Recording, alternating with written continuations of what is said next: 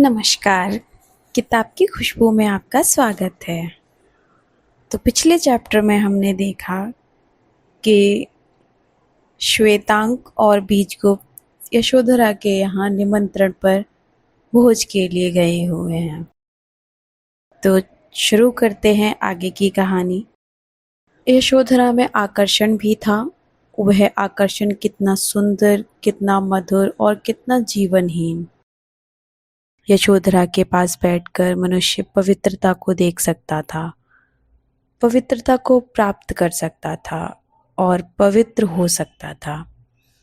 फिर भी बीजगुप्त को सुख न था, उसको प्रसन्नता न थी। यशोधरा के व्यक्तित्व में उसने एक ऐसे वातावरण का अनुभव किया जिसका वह अभ्यस्त न था। यशोधरा की अभेद गंभीरता में जीवन की एक मौन पहेली छिपी थी। उसके स्पष्ट, निश्चल तथा कवित्वहीन वार्तालाप में उसका साधना का समावेश था, जिसका बीजगुप्त केवल आदर कर सकता था, जिसको अपना नहीं सकता था। यौवन हलचल चाहता है, पग पग पर वह कठिनाइयों को ढूंढता है और अपनाता भी है। यौवन अपना अस्तित्व स्पष्ट रखने का पक्षपाती है। अपने व्यक्तित्व को वह कहीं मिटाना नहीं चाहता, वह उसे कहीं पीछे भी नहीं फेंकना चाहता है। साथ ही यौवन अपने जीवन में केवल उस व्यक्ति को चाहता है जो स्पष्ट हो, प्रभावशाली हो। कई भिन्न भिन्न शक्तियों के संगठित होकर एक हो जाने को ही क्रांति कहते हैं, पर वहाँ पर उन शक्तियों का केवल संगठन ही होता है। वे शक्तियाँ पृथक होती हैं, किसी भी समय उनका पार्थक्य अनुभव किया जा सकता है। इसीलिए बीजगुप्त के हृदय में यशोधरा की स्मृति एक भय मिश्रित सुख, एक भ्रम मिश्रित अनुराग, एक जीवनहीन प्रेम के रूप में थी। यशोधरा एक प्रतिमा थी जिसे हृदय मंदिर में बिठलाकर पूजा जा सकता था। यशोधरा में नारीत्व के आदर्शवाद से युक्त पवित्रता थी। यशोधरा धर्म के विश्वास की प्रतिमूर्ति थी। यशोधरा की आंखों की सुधा में शांति थी, शीतलता थी। और बीजगुप्त जीवन चाहता था, हलचल चाहता था, अपनी नसों में उष्ण रक्त का मादक प्रवाह चाहता था। इसीलिए बीजगुप्त अपने जीवन में यशोधरा को न चाहता था। जिसने एक बार मदिरा पी ली, नहीं, जिसने एक बार मदिरा की मादकता को जान लिया, वह फिर मदिरा नहीं छोड़ सकता। बीजगुप्त चित्रलेखा से प्रेम करता था। चित्रलेखा को छोड़ देना उसके लिए असंभव था। जिस समय बीजगुप्त अपने भवन पहुंचा, उसे चित्रलेखा का पत्र मिला। पत्र सादा था, छोटा था, पर उस छोटे से पत्र में जीवन की एक लंबी कहानी थी। मनोविज्ञान का एक संपूर्ण ग्रंथ था। पत्र इस प्रकार था। पूज्य, आज वह करने जा रही हूँ जिसकी कभी आशा तक न की थी। मैंने तुमसे प्रेम किया है और अब भी करती हूँ। प्रेम में त्याग की आवश्यकता होती है, उसी त्याग को कर रही हूँ। मैंने तुम्हारे जीवन को निरर्थक बना दिया था।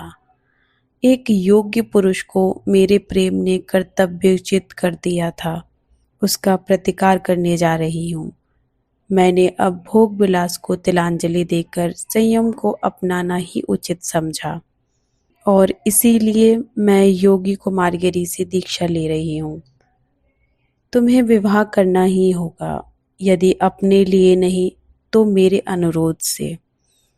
मेरे रहते हुए तुम अपना विवाह न करोगे, यह मैं जानती हूँ, इसलिए तुमसे अलग होना पड़ रहा है। रही मैं विधवा थी। प्रेमवश मैं कर्तव्य भ्रष्ट हुई। एक बार फिर अपना कर्तव्य पालन करूंगी। वैधव्य के संयम का पालन करने का प्रयत्न करूंगी। तुम्हारी चित्रलेखा। बीजगुप्त ने पत्र पढ़ा। पढ़ते पढ़ते उसके हाथ कांपने लगे। उसका मुख पीला पड़ गया। उसका हृदय धड़कने लगा। उसने पत्र श्वेतांग को दे दिया और अपना मुख ढककर वह अपने शयन गृह में चला गया। जिस बात के होने का बीजगुप्त को भय था वह हो ही गया। चित्रलेखा और कुमारगिरी, कितना विचित्र योग था। बीजगुप्त कह उठा, इन दोनों का अधिक दिनों तक साथ रहना यह असंभव है। पर इससे होता क्या था? संभव अथवा असंभव, बीजगुप्त को इसमें क्या प्रयोजन था? बीजगुप्त के सामने यह प्रश्न था कि चित्रलेखा कुमारगिरी की ओर आकर्षित हुई। क्या प्रेम इसी को कहते हैं? क्या आत्मा का संबंध भी अस्थायी होता है? क्या चित्रलेखा का यह वाक्य ठीक था? आत्मा का संबंध अनादि नहीं है बीजगुप्त। पर यही बात कब निश्चित थी कि चित्रलेखा ने बीजगुप्त से प्रेम करना छोड़ दिया था? पत्र तो यह न कहता था। पत्र कुछ दूसरी ही कथा कहता था। वह कहता था कि चित्रलेखा ने प्रेम के सर्वोच्च आदर्श त्याग तथा आत्म बलिदान को अपनाया है। चित्रलेखा ने बीजगुप्त को छोड़ा, बीजगुप्त को सुखी बनाने के लिए। बीजगुप्त का हृदय उसके चित्रलेखा पर अविश्वास को धिक्कारने लगा।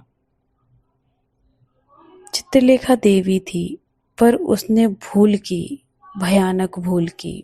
बीजगुप्त के जीवन को सुखी न बनाकर उसने जीवन को सुखी बना दिया था। बीजगुप्त के लिए विवाह करना असंभव था। वह केवल एक स्त्री से प्रेम करता था, वह चित्रलेखा थी, और विवाह और प्रेम में गहरा संबंध है। बीजगुप्त सो न सका। वह उठा। उस समय अर्धरात्रि बीत चुकी थी। वह अपने भवन के बाहर निकला और कुमारगिरी की कुटी की ओर पैदल ही चल दिया। कुमारगिरी की कुटी में प्रकाश हो रहा था। कुमारगिरी अपने आसन पर ध्यानावस्थित बैठे थे।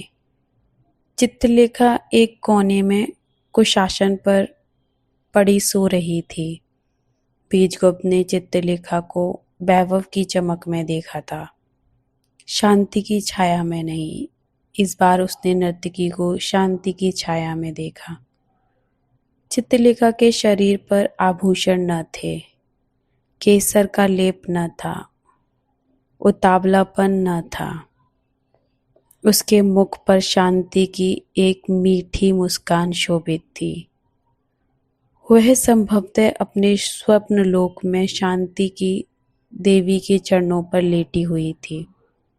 बीजगुप्त चित्रलेखा के सिरहाने बैठ गया। एकटक वह चित्रलेखा को देखने लगा। प्रातः हो गया। कुमारगिरी ने समाधि तोड़ी और चित्रलेखा ने अपने नेत्र खोले। दोनों ने एक साथ ही बीजगुप्त को देखा और दोनों एक साथ कह उठे, अरे बीजगुप्त। कुमारगिरी के मुख पर आश्चर्य था, चित्रलेखा के मुख पर भय था। बीजगुप्त ने कुमारगिरी को प्रणाम किया। उसने चित्रलेखा को भी प्रणाम किया। कुमारगिरी ने आशीर्वाद दिया। चित्रलेखा ने अपने नेत्र बंद कर लिए। बीजगुप्त ने धीरे से कहा, चित्रलेखा। बीजगुप्त बहुत कुछ कहने आया था, पर वह सब कुछ भूल गया। बहुत साहस करके उसने कहा, क्या तुमने निर्णय कर लिया? चित्रलेखा का मस्तक अपराधिनी की भांति झुक गया। उसके नेत्र से 2 आंसू गिर पड़े। उसने धीरे से कहा, बीजगुप्त, तुम जो कुछ देख रहे हो यही मेरा अंतिम निर्णय है, पर इस निर्णय पर फिर से विचार करने का तुमको अधिकार प्राप्त है। निर्णय करने के पहले क्या तुम्हें मुझसे पूछना आवश्यक न था? क्या तुमने मुझको अपने जीवन से इतना पृथक समझा कि तुमने मुझसे अपने हृदय की बात बतलाने की आवश्यकता नहीं प्रतीत की? चित्रलेखा, प्रेम एक दूसरे के भेदभाव को नहीं देखता। प्रेम दो हृदयों की अभिन्नता का द्योतक है। तुम समझती हो कि तुम अपने इस निर्णय से मुझे विवाह के लिए बाध्य कर सकोगी, पर तुम्हारी धारणा गलत है। तुम अपने इस निर्णय से मुझे सुखी न बना सकोगी, इतना विश्वास रखना। मैंने अपने जीवन में केवल तुमसे प्रेम किया और साथ ही तुम्हारी सेवा। मैं किसी और से प्रेम नहीं कर सकता। मेरा विवाह असंभव है। चित्रलेखा बीजगुप्त के चरणों पर गिर पड़ी।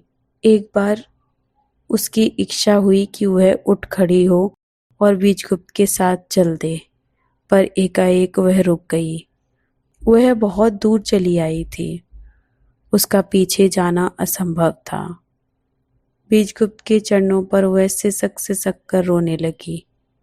बीजगुप्त ने उठा लिया।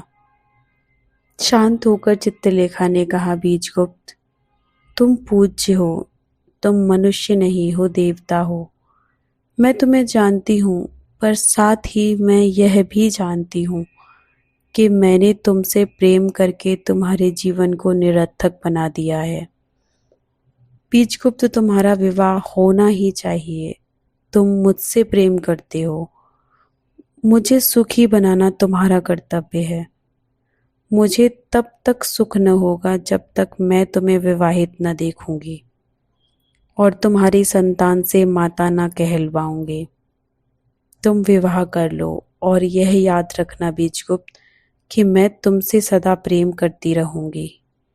क्या प्रेम का प्रधान अंग भोग विलास ही है? क्या बिना भोग विलास के प्रेम असंभव है? मैं तुमसे इस समय केवल शारीरिक संबंध तोड़ रही हूँ। इसकी अपेक्षा हमारा आत्मिक संबंध और दृढ़ हो जाएगा। बीजगुप्त ने केवल इतना ही कहा, चित्रलेखा, फिर सोच लो। तुम मुझसे जो कुछ करने को कह रही हो वह असंभव है।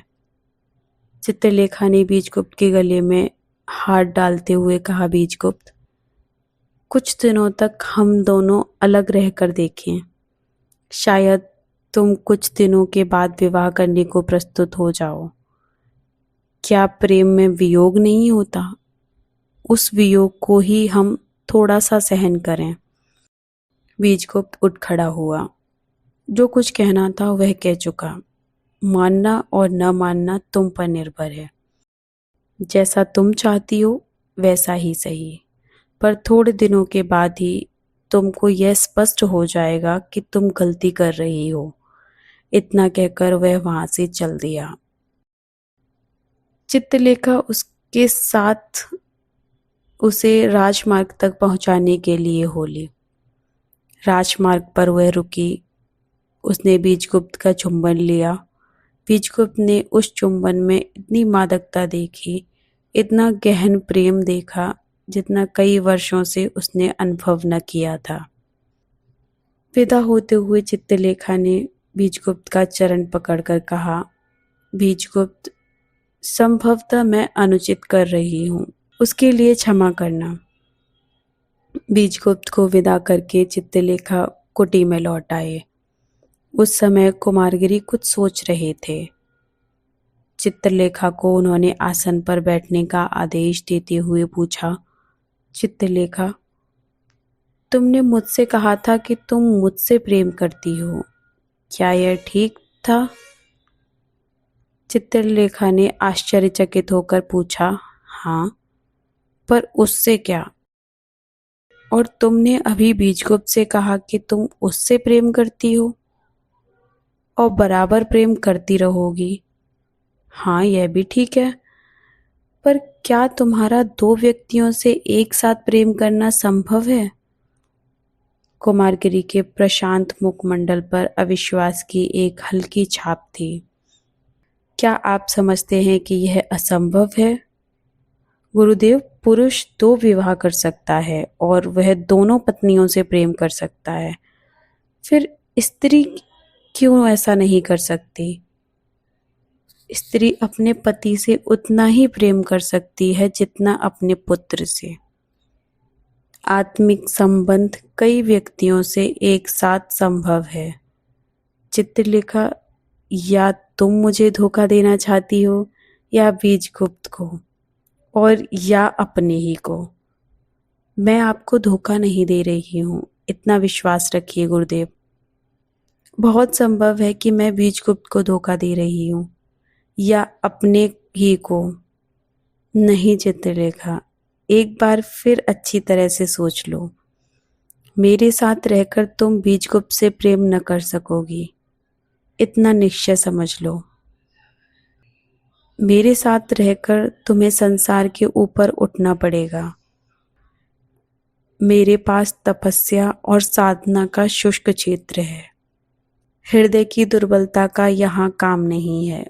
मैं तुमको समय देता हूँ कि तुम एक बार फिर सोच लो। सोच लिया है गुरुदेव, अच्छी तरह से सोच लिया है।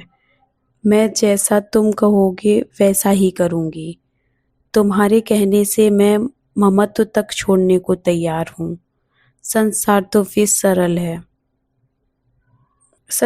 फिर भी सरल है। कुमारगिरी चित्रलेखा को समझ ना सके। चित्रलेखा में एक असाधारण व्यक्तित्व था, और वह व्यक्तित्व कितना प्रभावशाली था। कुमारगिरी के हृदय में एक बार फिर यह विचार आया कि वे चित्रलेखा को दीक्षा देने से इनकार कर दें। उन्होंने चित्रलेखा से कहना आरंभ कर दिया, देवी चित्रलेखा, मैं तुम्हें समझने में असमर्थ हूँ। तुम्हारा व्यक्तित्व मेरे व्यक्तित्व से नीचा नहीं है, इसलिए दीक्षा देना मुझे कहाँ तक उचित होगा इसका निर्णय करना होगा। जब तक मैं इसका निर्णय न कर लूं।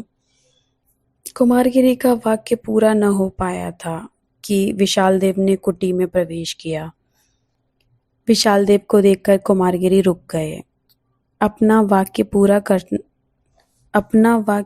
न कर सके। विशाल देव ने कुमारगिरी के चरण छुए। इसके बाद उसने चित्रलेखा को अभिवादन किया। विशाल देव इसके बाद चला गया। विशाल देव के जाने के बाद कुमारगिरी हंस पड़े। भगवान का यही आदेश मालूम होता है कि मैं तुम्हें दीक्षा दूं, तुम्हें अपने साथ रखूं और अपनी परीक्षा दूं। नर्तकी, अभी मैंने जो कुछ कहा उस पर ध्यान न देना। आगे की कहानी देखने के लिए मुझे लाइक करें, फॉलो करें एंड सब्सक्राइब करें। Thank you.